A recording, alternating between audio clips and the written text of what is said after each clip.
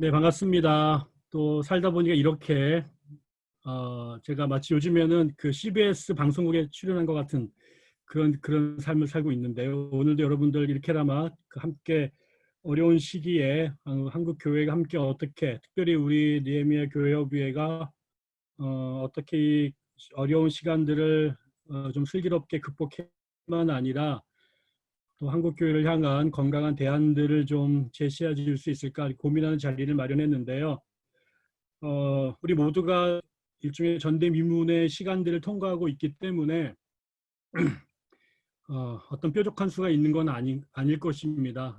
일단 지난주에 김영원 교수님께서 현재 한국교회가 직면하고 있는 여러 가지 어려움들이나 현실들을 대단히 잘 정리해서 우리들에게 말씀해 주셨고, 라는 고민을 하기 위해서 저희들보다 비슷한 상황을 겪었던 미국 교회 안에서 그런 그 미국 교회에서도 그 대단히 교회가 지금 한국 교회가 처한 것과 비슷한 상황에 처했었는데 그런 문제들을 해결하기 위해서 어떤 적인 노력들을 했었는지 제가 여러분과 몇 가지 제가 네 가지 정도를 여러분께 간략하게 소개를 해드리고 싶습니다. 여기에 나와 있는 이야기들 가운데 셈 별로 없습니다. 여러분이 조금 관심을 갖고 한국교회나 미국교회 동향을 지켜보셨으면 이미 익히 알고 계시는 이야기들인데 그 이야기들을 오늘 좀 이 자리에 모아봤고요. 함께 이런 것들을 어떻게 우리가 문제를 해결해 가는데 참고사항으로 수용할 수 있을까, 어떤 것들을 우리 나름의 이런 그 레시피를 어떻게 만들어갈 수 있을까, 이런 고민을 하는 자리가 됐으면 좋겠습니다. 기본적으로 한국은 위기를 처해 왔는데 그 위기가 뭐 지금 당장 뭐 지난 광화문 정강훈 또 사랑제일교회 사태로 처음 된 게 아니라 저희 모두 이미 1990년대 후반부터 문제가 제기됐고 2000년대에 들어와서 조금 더 심각해진 것이 사방에서 들려나기 시작했죠. 그것에 대한 가장 첫 번째 반응은 교회가 들의 수가 줄었다라고 하는 것이었고요. 그래서 지금 사실은 교세 통계를 정확하게 알 수가 없어서 흥미로운 건 우리가 지난 10년 전 정도의 그 교세 센서스를 했었을 때 교세가 한 800만 어간이 되는데 그 다음에 얼마 전에 다시 국가에서 했더니 숫자가 더 늘었어요. 뭐 이래가지고 도대체 이게 맞는 건지 안 맞는 건지 모르겠지만 우리 대부분의 교회들이 느끼는 것은 분명히 지난 70년대보다 80년대보다 90년대 2000년대 와서 숫자가 굉장히 줄고 있다라는 것이고 그의 양적인 강은 아니라 내적으로도 예전에는 그렇게 노골화되지 않았던 수많은 병리 현상들이 교회 안에서 끊임없이 터져나오고 있는 거죠. 그게 목회자들을 중심으로 한 어떤 도덕적 스캔들이라든가 교회 안에서의 목회자와 평신도들 또 그들 안에 갈등이라든가 교회 세습이라든가 뭐 이런 현상들이 이제 그 내적인 모순으로 볼 수 있고요. 또 하나는 최근에 와서 이제 불거진 거지만 한국 교회와 한국 사회 간의 심각 이질성, 간격 이런 것이 점점 심화되고 있다라는 게 우리가 처해 있는 모순의 그 단상이라고 보여지고요. 그래서 많은 분들은 이것을 이제 한국 교회의 이제 어려움이다, 위기다라고 생각해서 그 한국 기독교 종말이 도래한 건 아니냐 이렇게 묵시록적으로 계시는데 저는 오히려 역사적으로 교회가 기독교가 혹은 예수 공동체 하나님의 백성들이 가장 빛을 발하던 어떤 생태가 있는데 그 생태는 국가에 의해서 전폭적인 지지를 받으면서 사회의 중앙과 중심던 절이 아니라 사회에서 마이너리티로 세상과 그 대척점에 있어서 그 어떤 물줄기에 역류해 가던 그런 시절. 그래서 그게 구약의 시대이든 초대교회이든 또 우리나라의 역사에서도 저는 그래서 그 스탠리 하우스의 책에 대한 한국 번역인 것처럼 하나님의 나그네된 백성으로 살았던 시절이 오히려 한국 그 교회가 교회다워지는 생태계라고 말한다면 지금 한국 교회가 저는 준국교 체제에 있었다고 생각을 해왔는데, 그런 것들이 하나하나 내외로 무너져가는 이 시기, 한국 교회가 점점 내 안팎에서 공격과 그다음에 또 하나는 반성에 집중하게 된 이 시절이 저는 위기이지만 또 동시에 한국 교회가 재구성될 수 있는 또 그 개혁될 수 있는 절호의 기회일 수도 있다는 생각들을 해보고요. 그런 맥락에서 아까 말씀드린 것처럼 몇 가지 대안들을 여러분께 소개를 해드리고 싶습니다. 그럼 첫 번째, 제가 다루고 싶은 것은 이머징 교회입니다. 네, 앞에 걸 좀 옮겨주시죠.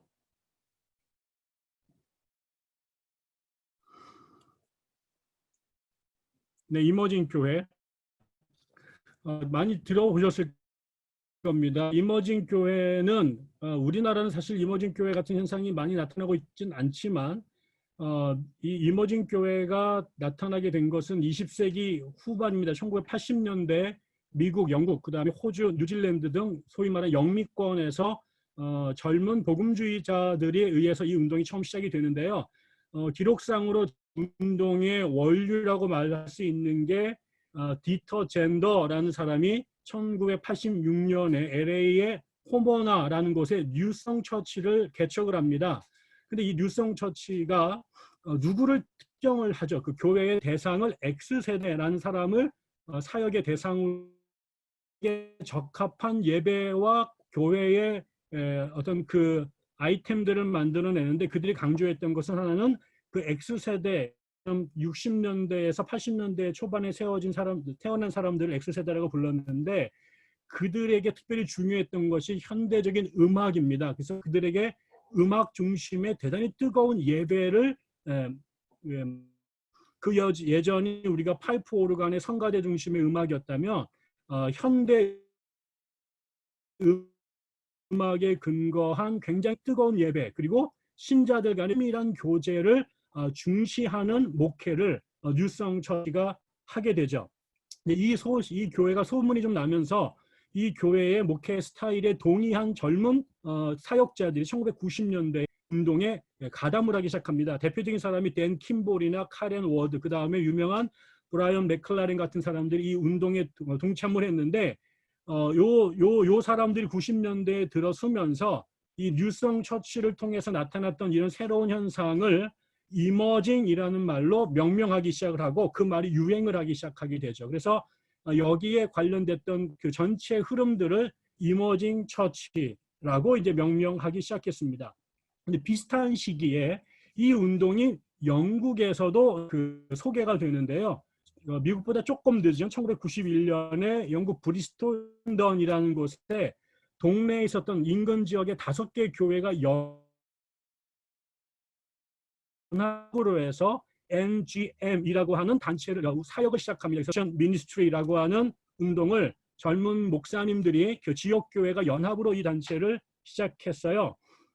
그리고 나서 얼마 지나고 나서 이런 현상이 영국에서도 유명해지니까 데이브 톰린슨과 조니 베이커라는 사람이 이 영국 버전의 이머징 운동을 포스트 이벤젤리컬이라고 불렀습니다. 그래서 미국에서는 이머징이라고 불렀고, 영국에서는 같은 현상을 포스트 이벤젤리컬 처치 혹은 포스트 이벤젤리컬 무브먼트라고 명명한 거죠. 예, 이마와 맞박의 차이입니다. 같은 이야기를 다르게 한 거예요. 그 다음에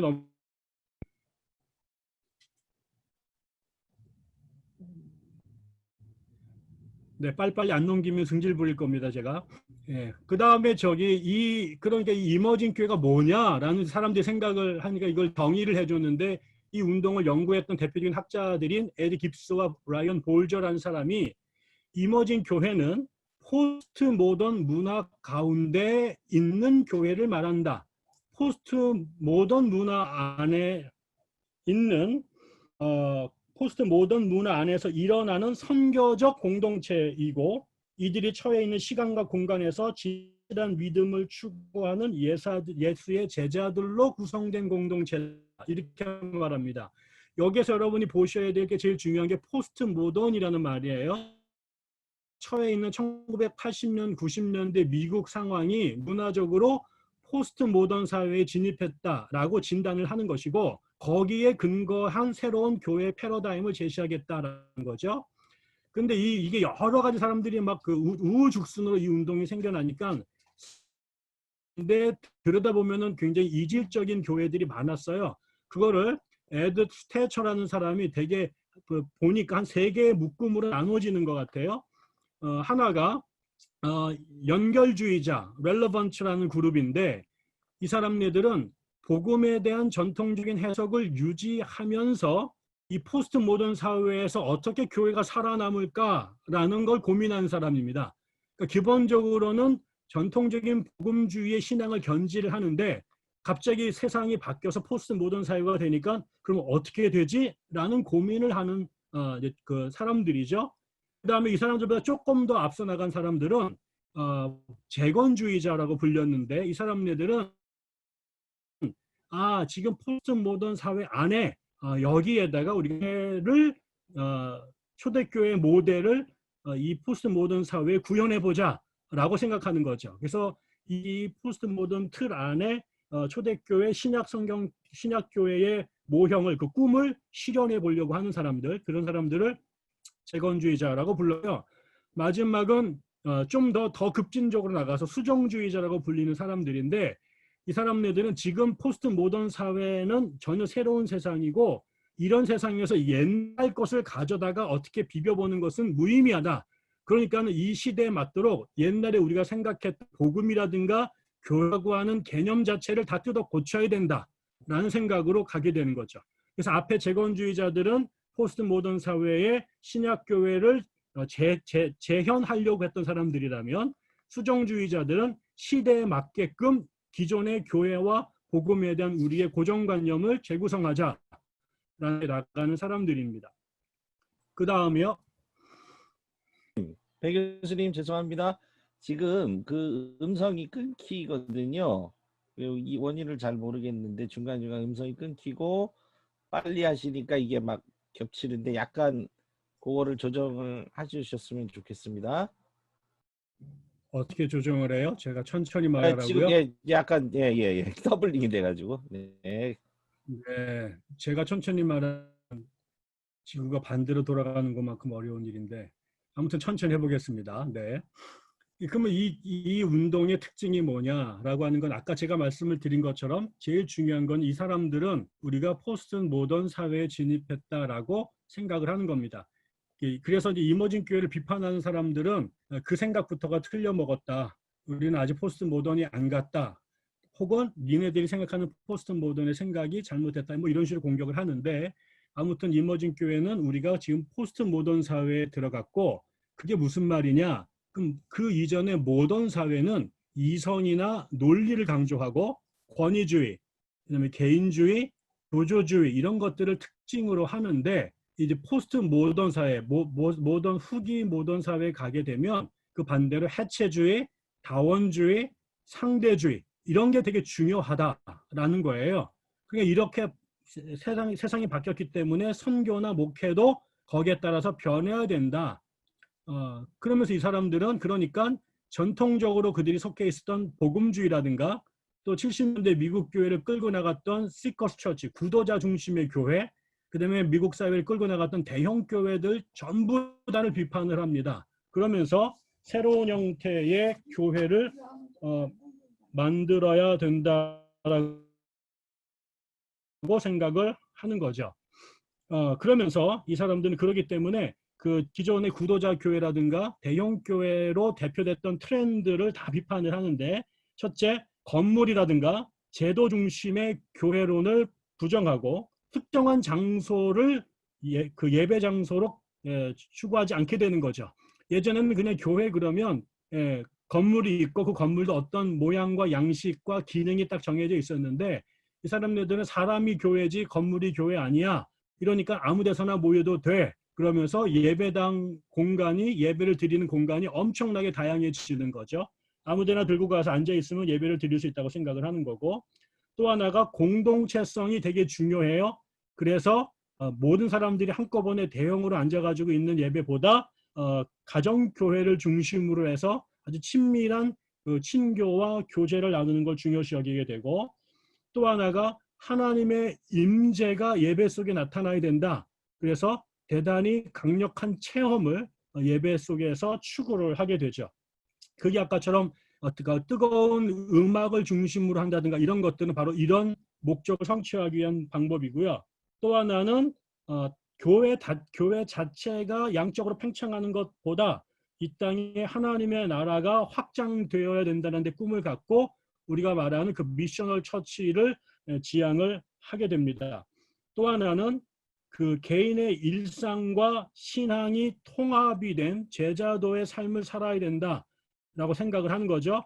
그래서 이것을 위해서 다양한 교회사에서의 그 유효한 것들을 거리낌 없이 고전이든 현대든 갖다가 채용을 하게 되죠.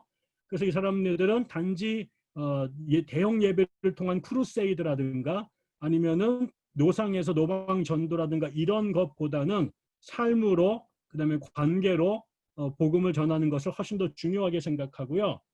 또 이 사람들은 각자의 인격과 개성을 존중해야 된다고 그래서 아까 말씀드린 것처럼 빌리그람처럼 수백만 명을 앞에 놓고 복음을 전하라. 그냥 거기다가 결심 카드 써라 이런 식으로는 복음이 안전해진다.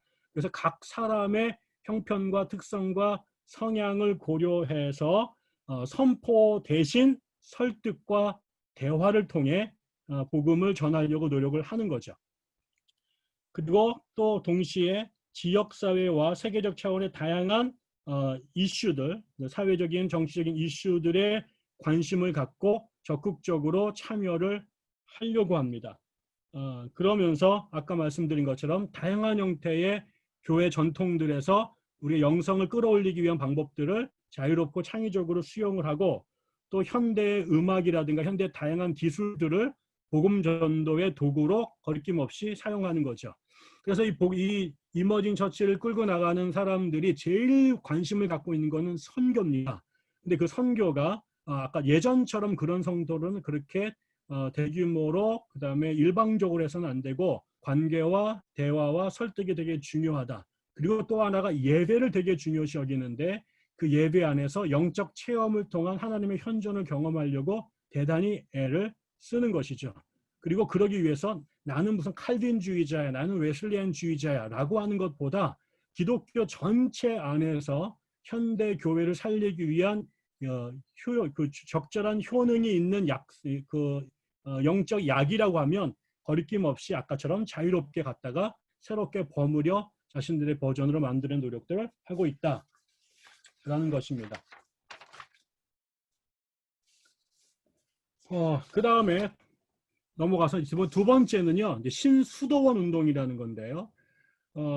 보시는 것처럼 이거는 이제 수도원 운동 앞에 자가 붙었습니다. 우리가 아는 것처럼 개신교는 기본적으로 수도원 운동에 대해서 교회사 쪽으로 대단히 부정적인 경험과 주장을 해왔어요. 왜 그러냐면 그 루터가 종교개혁을 일으키면서 그 수도원 운동이야말로 이신칭의가 아니라 행위로 구원을 얻으려고 하는 카톨릭의 극단적 모델의 대표적인 장소다 생각해서 이런 수도원 운동에 반감을 가졌고 그래서 개신교 안에서는 수사나 수도원이라는 게 존재하지 않았는데요. 이게 20세기 후반에 와서 개신교 안에서도 수도원에 대한 관심이 새로 생기기 시작한 겁니다. 개신교라고 담론 편제를 할 수 있는 교회 중에 성공회가 가톨릭 교회와 개신교의 중간에 위치했는데 이 가톨릭 교회 성공회가 가톨릭 교회랑 되게 여러 가지 전통적으로 유사하다 보니까 성공회 내에서는 수도원도 있었고 수사들도 존재하고 영성훈련도 있었거든요.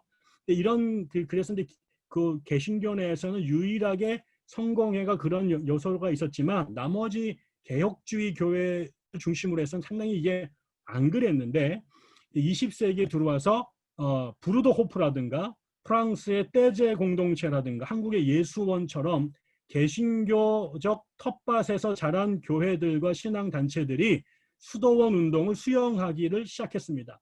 근데 이것도 처음에는 수도원자를 붙였기 때문에 카톨릭의 이중대 아니야 이러면서 의심과 비판이 있었는데요. 1980년대 와서 이 종교다원주의 운동의 종교 간의 대화를 주장했던 신학자 라이몬드 파니카라고 하는 사람이 뉴 멍크, 신수사라고 하는 개념을 이 사람이 제창하기 시작을 했어요. 그러다가 1980년대 후반에 비슷한 시기입니다. 라이몬드 파니카랑 비슷한 시기에 미국의 여성 신학자 중에 비버리 라젠타라는 분이 계신데 1947년생이세요. 이분이 수도원적 방식의 공동체라고 하는 일종의 개신교 수도원을 세웁니다. 그러면서 이제 이 개신교 안에도 미국 쪽이나 그다음에 유럽에서 수도원 운동을 개신교 안으로 끌고 들어오려고 하는 실험들이 시작이 됐는데 그러다가 이제 본격적으로 1998년에요. 영미권에 신학하시는 분이 조너선 윌슨이라는 분이 있어요. 캐나다 쪽에서 활동하셨던 분인데 이분이 디트리트 보네퍼하고 알레스테어 맥킨타이어의 영향을 받아서 흥미로운 책을 한 권 쓰게 됩니다. 그 책의 이름이 여기 나와 있는 것처럼 파편화된 세상에서 신실하게 살기라는 얘기를 해요. 사람이 이제 현대 문화를 쭉 분석을 하면서 현대 문화가 갈갈이 찢겨져 있는데 이를 초래하는 요소도 있고 한국 교회, 미국 현대 교회를 다시 기회를 줄 수 있는 긍정적인 요소도 있다라고 분별을 하시면서 특별히 이런 시대에 기독교가 다시 제대로 살아가기 위해서는 새로운 수도원 운동을 해야 된다라는 주장을 하게 된 거죠. 특별히 이제 이 앨리스 맥킨타이어가 After Virtue라고 하는 유명한 책을 썼는데 거기에서 이 사람이 미국 교회 공동체 철학을 제시를 하면서 6세기 수도원 운동을 서유럽에 보급시켰던 베네딕트 수도회를 되게 중요한 대안으로 제시를 하고 최근에도 우리나라에서 얼마 전에 그 베네딕트 옵션이라는 책이 나왔는데 그 책을 썼던 그 로드 드레어라는 사람도 똑같이 알리스터 맥킨타이어의 이 책의 영향을 받고 베네딕트를 현대 기독교의 대안으로 제시를 했는데 그 책에 이제 논쟁이 많습니다. 아무튼 그러면서 윌슨이 신수도원 운동을 공식적으로 제안을 했습니다. 그랬더니 그 윌슨이 이 책을 쓰면서 그런 얘기를 했던 바로 그 해에 그 심플웨이 공동체라고 하는 그 쉐인 클레어본이 만들었던 공동체하고 그 다음에 그 조너선 윌슨 하트그로프라는 사람이 만들었던 루파 하우스가 실제로 이런 정신을 갖고 이런 공동체를 만듭니다. 그래서 이제 이게 먼저 심플웨이 같은 경우는 한국에도 이미 많이 알려져 있는데요. 이 사람들은 이제 어디 갔어?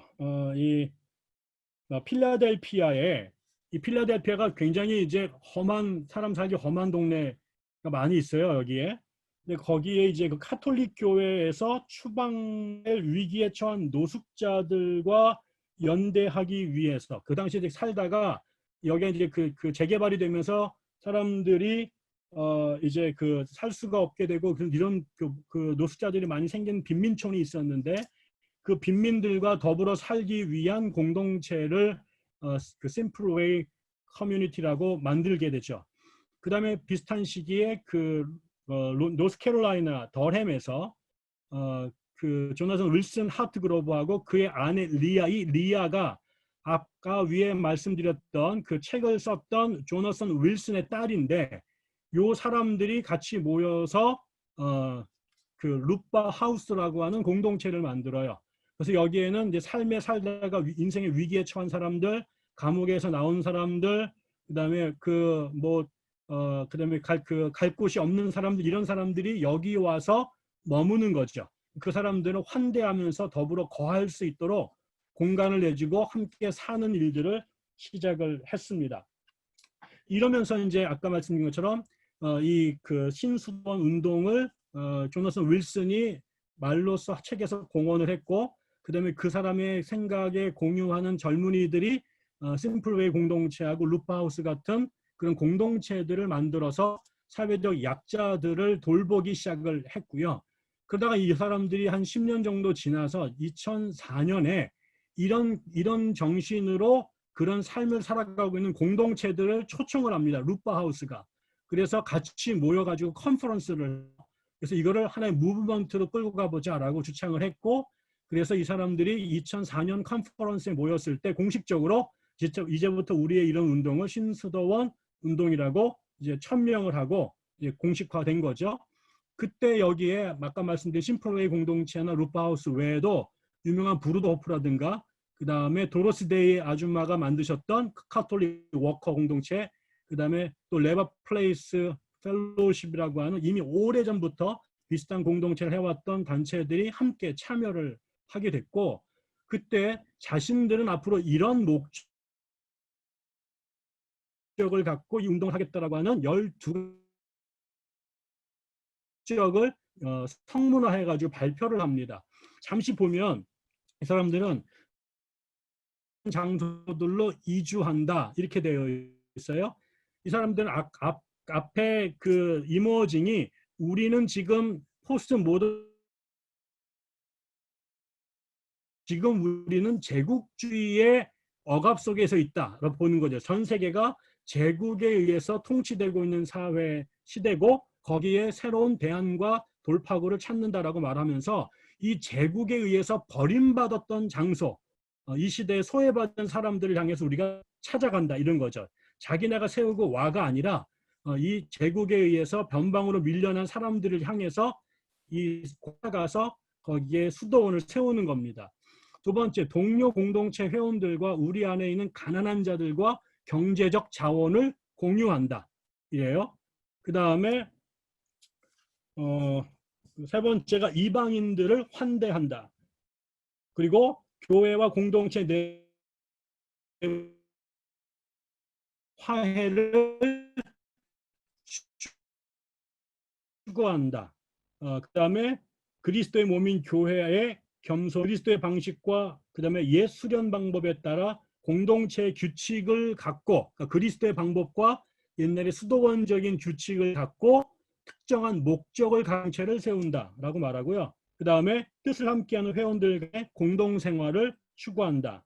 결혼한 부부와 자녀들뿐만 아니라 독신자들도 함께 살도록 한다. 그리고 지리적으로 공동체 인근에 만약에 회원들이 더 모여 산다면 공동의 생활 규칙을 적용한다. 그리고 우리 지역 경제를 지원할 뿐만 아니라 하나님이 각자에게 주셨던 땅을 잘 돌본다. 그리고 마태복음 18장에 따라서 공동체 내에 발생한 폭력과 갈등을 평화적으로 해결하도록 노력한다. 그리고 관상적 삶을 실천한다. 뭐 이렇게 되는 거예요. 그래서 이 사람들의 특징은 전 수도원을 정신을 이어받아요. 전통적 수도원을 이어받아서 관상도 하고 공동체 생활하고요. 이런 아까처럼 청빈이나 독신이나 그 다음에 이런 순명가, 그리고 이제 다 같이 한 울타리 안에서 사는 게 아니라 가까운 곳에서 각자의 그 사정하면서 더불어 모여 삽니다. 주변에서 같은 마을에서. 그리고 수도사 복장을 하지 않고요. 교수님, 물든 현대 사회에서 우리가 아는 것처럼 그 원래 제세례파 운동이 1525년 스위스에서 출발을 했죠. 이 사람들은 그 주류 기독교 개신교 개혁 운동에 대해서 반감을 좀 갖고 성경을 특별히 문자적으로 해석을 하면서 상상수훈을 중요시 여겼고 맹세라든가 군사적인 행동이라든가 공직 참여 이런 것들에 대해서 이제 비판을 하고 정교 분리를 추구를 했습니다. 근데 이분들이 그 박해를 받으면서 그 복음을 전했는데 그 스위스에서 출발을 했지만 곧 그 스위스 바깥으로 확산이 됐고, 그래서 모라비아라든가 그다음에 우크라이나 그다음에 러시아, 나중에는 미국으로까지 계속해서 박해를 피해서 공동체를 이주를 했습니다. 그 와중에 이 윈스터에서 무장봉기도 하고 천연왕국도 선포하면서 카톨릭과 개신교 연합군대에게 이제 큰 어려움을 당했는데, 그런 것들을 경험하면서 매너 시몬스를 중심으로 평화주의를 추구하는 그런 운동을 하게 됐고요. 또 그 비슷한 시기에 야콥 후터가 후터파라고 하는 공동체를 만들기도 했습니다. 또 나중에 이 메노나이트와 갈등을 일으키면서 아미시라고 하는 공동체도 만들어졌는데요. 이러면서 이제 이 제세례파 운동이 16세기에 출현을 해서 500년 가까이 역사를 계속 이어왔지요. 그러면서 이게 이제 나중에 말씀드린 것처럼 세계 여러 나라로 이동을 하면서 다양한 형태로 이 제세례파 운동이 점점 이제 그 가지를 치기 시작을 했습니다. 오늘날에 와가지고 여러 가지 형태의 제세례파 운동이 존재하는데 그거를 여기에 되게 전문가인 스튜어트 머레이라는 사람이 4가지로 제세례파 운동을 구분을 했습니다. 하나는 뭐냐면 옛날부터 만들어져 가지고 지금까지 쭉 내려오고 있는 그 제세례파 그 원래 그룹들, 그래서 메노나이트라든가 후터라이트인가 아미시 같은 그룹이 여전히 존재하고요. 두 번째로는 애나베프티스트에서 영감을 받았던 그 다른 교파들이 있습니다. 다른 교단에 있는데 제세례파에 수용을 한 사람들이죠. 그래서 다양한 형태의 브레드런 처치, 그 다음에 브루더 호프 운동, 그 다음에 일부 침례 교회들이 이런 제세례파 운동을 수용한 사람들입니다. 거기에다가 이제 세 번째가 이 제세례파 선교사들이 다른 여러 나라에 가가지고 선교를 하면서 그 제세례파 공동체가 세워진 거죠. 그러니까 원래 제세례파 사람들은 스위스나 독일이나 이쪽 계열 사람들이 쭉 내려왔는데 한국이나 일본이나 그다음에 아프리카에 또 남미에 제세례파 공동체가 또 세워진 겁니다. 마지막이 뭐냐면 새로운 형태의 제세례파들, 이 사람들이 뉴 혹은 네오 아나베프티스트들이라고 불리는 사람들인데 다른 교회 다닙니다. 침례교회나 성결교회나 장로교회 다니는데 이 제세례파의 정신을 따라서 사는 사람들이 있습니다. 당신이 저 교파가 뭐요? 그러나 성결교인인데요. 근데 사실은 그 사람의 신앙적 정체성은 제세례파 정체성을 갖고 성결교인으로 사는 거죠. 그래서 제세례파적 성결교인, 제세례파적 장로교인 이런 사람들이 생겨난 거죠. 이 사람들을 이제 우리가 신네오 아나베프티스트라고 부릅니다.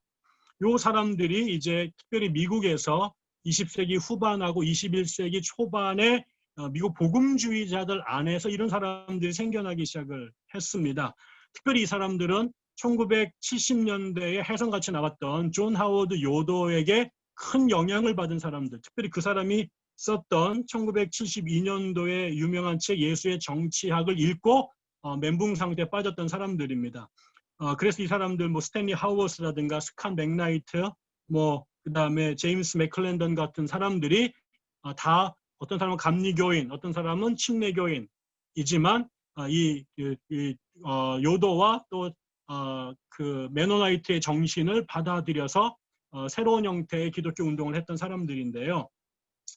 이 사람들은 기본적으로 아까 그 신수도원 운동이 말했던 것처럼 현재가 제국주의적 그 영향하에 있다. 미국이라든가 또 서구가 제국주의적인 성격을 갖고 있는데 그런 제국주의 정신에 반대해서 저항해서 예언자적인 정신과 삶을 살아야 된다. 그래서 이 사람들은 평화주의, 사회 정의, 그다음에 빈곤 이런 문제에 굉장히 관심을 갖는 거죠. 특별히 이 사람들은 제세례파 정신에 따라서 세상이 콘스탄티누스 황제가 기독교를 공인했던 313년 이후에 신앙과 정치 권력이 결합돼 왔고 그래서 기독교의 본질이 훼손돼 왔다라고 믿습니다. 그렇기 때문에 그런 영향 하에서 지금 미국은 콘스탄티누스도 거의 1700년이 지난 시간이 간격이 있지만 여전히 이 세상의 가장 강력한 제국인 미국은 또 미국의 기독교는 예수 그리스도와 더불어서 자유민주주의, 그 다음에 소비 자본주의의 정치 경제학을 동일하게 바알처럼 숭배하고 있다라고 말하는 거죠. 그러면서 이런 세상, 이 제국이 지배하고 만몬이 지배하고 정치와 신앙이, 정치와 종교가 결합이 된 이런 시대에 어떻게 신자들이 개인적인 삶과 공동체적인 삶 속에서 우리가 대안을 모색할 수 있을까 이런 고민을 하는 것입니다.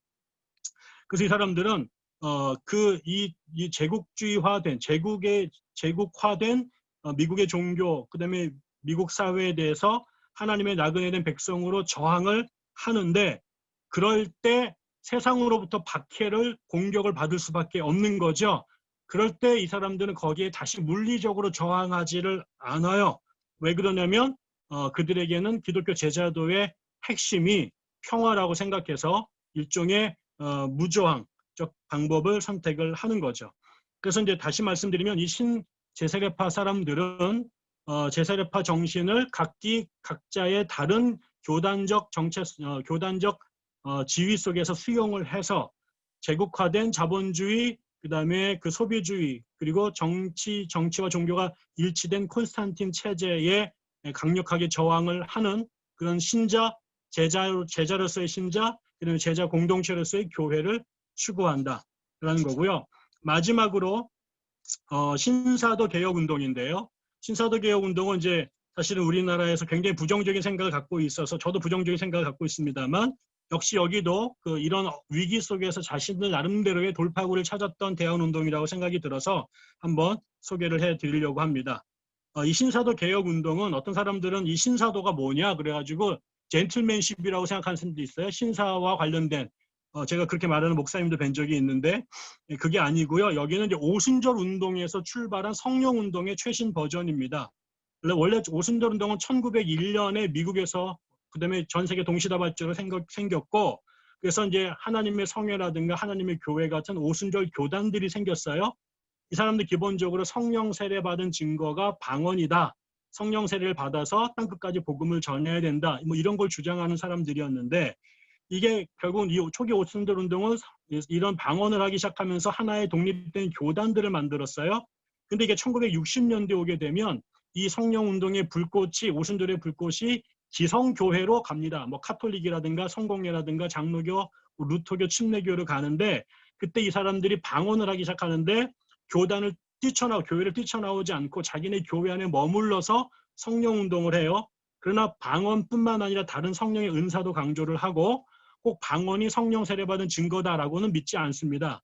그런 사람들을 앞에 것과 구별해가지고 은사주의 혹은 신 오순절 운동이라고 불렀어요. 그러다가 1990년대 오게 되면 이제 오순절주의자도 아니고 은사주의자도 아닌 사람들이 또 성령이 임해가지고 집회 시간에 넘어진다거나 아니면 개 짖는 소리를 낸다든가 아니면 막 웃는다든가 이런 현상들이 벌어져요. 근데 니들 오순절주의자야 은사주의자 그러면 아니야 우리 걔들과 상관없어 이렇게 부르니까 이런 사람들을 피터 와그너 교수가 그러면 앞에 오순절 운동을 제1의 물결, 그 다음에 은사주의 운동을 제2의 물결, 그럼 이 세 번째 그룹을 제3의 물결이라고 명명을 했어요. 근데 이 제3의 물결에 있었던 사람들을 중심으로 거기에 특별히 그 운동에 되게 주목했던 피터 와그너 교수, 이 사람은 플러신 학교의 교회 성장학 교수였는데 이 사람과 또 그다음에 이 사람을 따랐던 친구들이 갑자기 이제 그 2000년에 국제 사도 연합 (International Coalition of Apostles이라고 하는 단체를 만들고 2001년부터 제2의 사도 시대가 도래됐다라고 천명을 해요.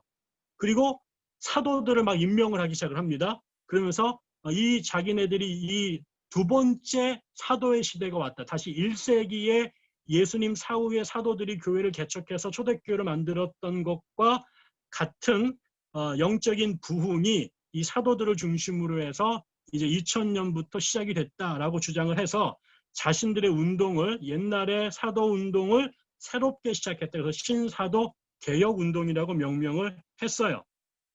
근데 이 사람네들은 왜 이런 신사도 개혁의 운동이 됐냐면 특별히 이 사람들이 오순절 운동하고 되게 비슷한데요. 여러 가지 면에서. 근데 특별히 교회 직분들 가운데 사도와 예언자를 아주 중요시 여깁니다. 이 사람들은 지금 교회가 이게 그 사면 초과가 돼서 세속주의라든가 인본주의라든가 뭐 종교다원주의 이런 것들 때문에 교회가 지금 성장이 안 되고 망해가는데 이 상황을 돌파하려면 지금 갖고 있는 영빨로는 불가능하고 리더십으로도 안 된다. 그러면 초대교회는 있었는데 지금 없어진 게 뭔가 봤더니 에베소서에 나와 있는 그 교회의 직분을 보니까 사도, 예언자, 목사, 전도자, 교사 이 5가지 직분이 있는데 그게 초대교회에 있었지만 지금 어느 순간에 뭐 교사나 전도자나 목사는 있는데 사도와 예언자가 없어졌다는 거죠. 그래서 이 사도와 예언자를 회복해서 이 오중직을 완성해야 되고, 그 특별히 사도들과 예언자들의 카리스마를 통해서 이 위기를 극복하고 교회 성장을 다시 이루어야 된다라고 주장을 하게 된 겁니다. 그런데 이 사람들이 그냥 오순절주의자들하고 조금 다른 게, 이 특징을 보면 첫 번째, 이 사람들은 교단에서 목사 안수를 받는 대신 이 신사도 운동을 하는 지역 교회들이 자체적으로 지도자들을 세웁니다. 그리고 신학교도 일반 신학교를 보내는 게 아니라 자체 교회의 교육 프로그램에 근거해서 목회자들을 양산을 해내는 거죠. 그리고 예배도 전통적인 형태의 예배 아니라 아까 그 이머징 교회처럼 현대 음악, 컨템포러리 CCM을 중심으로 한 열린 예배를 드리고요. 또 예배 시간에 오순절 운동의 전통을 이어받아 굉장히 강력하게 통성 기도를 드립니다. 또 11조를 굉장히 강조해요. 왜냐하면 이 헌금을 통해서 여러 가지 사역을 해야 된다고 그래서 대체적으로 하도 이제 헌금을 강조하는 게 특징이어가지고 이쪽 교회들은 재정적으로 어려운 교회가 별로 없대요. 우리가 굉장히 유념해야 될 사항이라고 생각합니다.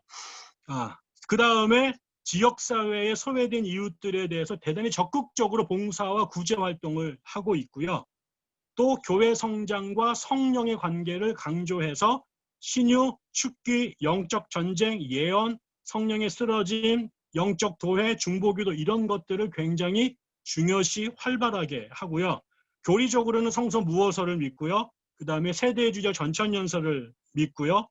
특별히 중요한 게 지배신학이라고 하는 것, 도미니언 티올로지라는 것. 이거는 다시 하나님께서, 이게 이제 아브라함 카이퍼부터 왔던 전통인데 영역 주권론을 더 극단적으로 발전시켜서 우리나라 이 세상의 모든 영역을 8개 영역으로 구분하고 그 영역을 다 하나님의 통치하에 둬야 된다. 이런 생각들을 갖는데, 그래서 적극적으로 사회 참여도 하게 되죠. 그래서 이 사람들도 하나님의 나라의 현존 이런 것들을 되게 중요시 여깁니다. 그래서 이런 운동에 되게 관련이 깊었던 얼퍽 같은 목사는 자기의 신학을 Kingdom Now Theology라고 부르기도 했었던 거죠. 그래서 하나님의 나라를 굉장히 강조하는 성향이 있다. 그래서 예전에 오순절 운동은 죽어서 천당 가는 것에 후세의 묵시적 종말론을 강조했다면, 이 사람들은 지금 하나님의 나라의 현존과 확장을 대단히 중요시 여긴다. 그래서 말만 들으면 다른 그룹들하고 별 차이가 안 나는데 그런 특징이 있습니다. 결과적으로 결론을 마친다면 지금 우리가 아까 말씀드린 것처럼 한국 교회가 여러 가지 위기가 있죠. 양적으로도 정체가 되고 문화적으로도 위기고 영적으로도 침체되고 또 세상이 점점점 성숙해 갔는데, 유발 하라리가 말한 것처럼 예전에 기독교가 종교가 존재하는 목적 중에 하나가 질병이나 빈곤이나 전쟁 이런 것들 때문에 하나님 앞에 와서 기도를 드렸는데, 오늘날 인간들의 문명이 발전하면서 이런 것들을 뭐 교회 가서 해결하지 않아도 되는 시대가 됐다. 그럼 이런 상황에서 사람들이 교회를 굳이 가야 될 필요가 없는, 이거를 우리가 세속화라고 말한다면 이런 것도 점점점 가속도가 붙어가고 있죠. 이런 시대에 미국에서는 지난 30년 동안 다양한 영역에 있었던 복음주의자들이 어떤 사람은 이머징 교회로, 어떤 사람은 신수도원 운동으로, 어떤 사람은 신제세례파 운동으로, 또 어떤 사람은 신사도 개혁 운동으로 문제를 돌파하려고 다양하게 실험을 했고, 지금도 그 실험은 진행 중에 있습니다. 그런데 이 보면 다들 달라 보이는데요. 이 모든 운동들이 공통적으로 추구하는 요소들이 있어요. 보니까 첫째가 공동체입니다. 이 사람들은 전부 다 기존의 교회 갖고는 교회 안에 제대로 된 친교가 이루어질 수 없기 때문에 훨씬 더 친밀한 교제를 추구하면서 공동체성을 대단히 강조를 하고요. 또 하나는 성령 운동과에 대해서 열려져 있습니다. 다시 말하면 그게 고전적 영성 운동이든 아니면 오순절주의적 성령 운동이든 자신들의 예배와 삶 속에 하나님의 임재를 감각적으로 경험하기를 되게 원해요. 하나님에 대한 관념적 이해나 혹은 학문적 연구로 만족하지 않고 예배를 통해서, 기도를 통해서 하나님의 현존을 영적으로 경험하려고 하는 그런 요소가 굉장히 강하고요. 그렇지만 이 사람들이 그러면서 그것을 멈추는 게 아니라 개인적 제자도를 대단히 강조합니다. 이신칭의에 머무는 게 아니라 어떻게 그리스도인으로 살 것인가, 이 시대 자기를 부인하고 십자가를 지고 어떻게 살 것인가에 강조점이 있고, 동시에 우리가 사회의 문제, 다양한 형태의 이 제국의 제국의 어떤 그런 그 부작용들을 어떻게 극복할 것인가에 대해서 대단히 정치적이고 대단히 정치 사회 문제에 관심이 지대하고 참여도 열심히 합니다. 결국 이 모든 것들이 결국 우리가 말하는 하나님의 나라, 이 땅에서 주의 나라가 드러나고 확장되는 것에 궁극적 관심을 갖고 있다라는 거죠. 성령 운동을 하든 수도원 운동을 하든 아니면은 그 제세례파가 됐든 이머징이 됐든, 저도 결국은 우리가 어려운 상황에 처해 있습니다. 교인이 줄고 세상 사람들의 평가가 별로 좋지 않고 우리 안에서도 탈출하는 사람들이 늘어나고 어떻게 될지 모르는데, 저는 그러기 때문에 오히려 우리가 그동안에 전통의 발목이 잡혀서 시대의 변화 속에 우리가 그 창조적으로 적극적으로 반응하지 못했었는데, 오히려 이런 시대가 우리가 더 적극적으로 교회의 본질이 무엇인지를 성찰하면서 우리 시대의 이 복잡하고 다양해진 사람들에게 어떻게 창조적으로 능력 있게 복음을 전할 것인가에 대해서 이제 적극적으로 생각을 해야 될 시대가 왔다고 생각하는 거죠.